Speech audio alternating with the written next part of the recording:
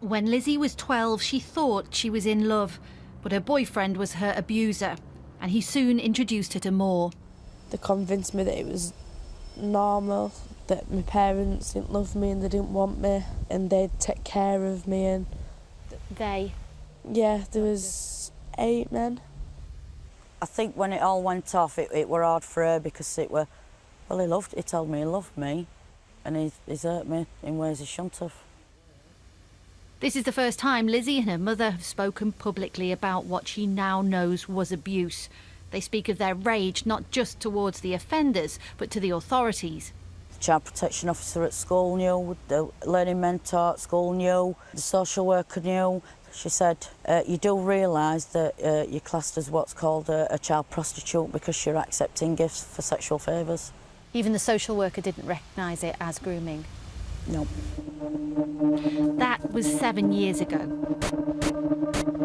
After Rotherham, after Rochdale, after Oxford, after a host of high-profile cases, have attitudes changed? Have lessons been learned? No. I think it's still happening now today.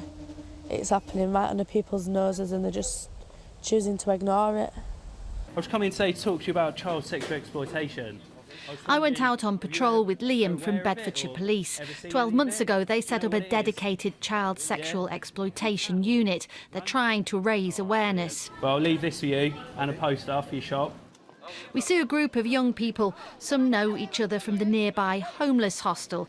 One 16-year-old tells me they are frequently targeted. The girl in my hostel that's done it before, she's been knocked out and then she said, oh, I'm sleeping in a man's bed, like, he's looking after me. She just didn't realise that what actually happened was wrong, like.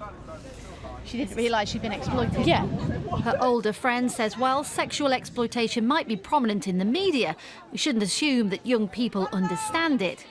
Kids don't watch the news, kids don't read newspapers, kids go out and they do stuff with other kids and they're like completely unaware of it. And that is why it's really important for us and our partner agencies to raise the awareness of child sexual exploitation, what it actually is and what the signs are. Some of the victims themselves don't recognise that they're being exploited, that they're being forced or manipulated. It is difficult for the general public to understand that actually someone can be a victim, but it can appear that they're consenting.